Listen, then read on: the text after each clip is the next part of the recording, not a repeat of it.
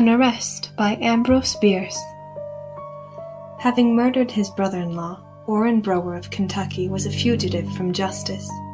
From the county jail, where he had been confined to await his trial, he had escaped by knocking down his jailer with an iron bar, robbing him of his keys, and, opening the outer door, walking out into the night.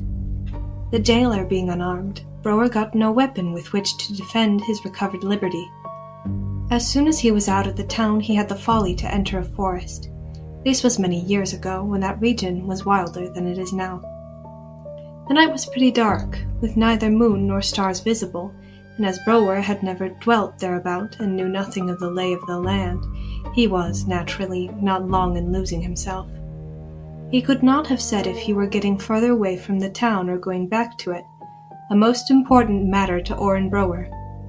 He knew that in either case a posse of citizens with a pack of bloodhounds would soon be on his track, and his chance of escape was very slender, but he did not wish to assist in his own pursuit. Even an added hour of freedom was worth having. Suddenly he emerged from the forest into an old road, and there before him saw, indistinctly, the figure of a man motionless in the gloom. It was too late to retreat. The fugitive felt that at the first moment back toward the wood he would be, as he afterward explained, filled with buckshot. So the two stood there like trees, Brower nearly suffocated by the activity of his own heart, the emotions of the other are not recorded. A moment later, it may have been an hour, the moon sailed into a patch of unclouded sky, and the hunted man saw that visible embodiment of law lift an arm and point significantly toward and beyond him. He understood. Turning his back to his captor, he walked submissively away in the direction indicated, looking to neither the right nor the left. Hardly daring to breathe, his head and back actually aching with a prophecy of buckshot. Brower was as courageous a criminal as ever lived to be hanged. That was shown by the conditions of awful personal peril in which he had coolly killed his brother-in-law.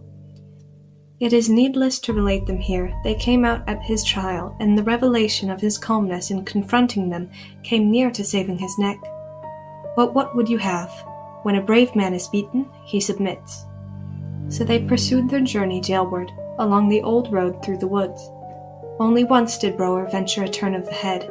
Just once, when he was in deep shadow and he knew that the other was in moonlight, he looked backward.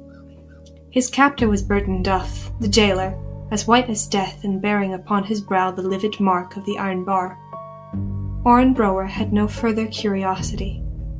Eventually they entered the town, which was all alight, but deserted. Only the women and children remained, and they were off the streets. Straight toward the jail the criminal held his way.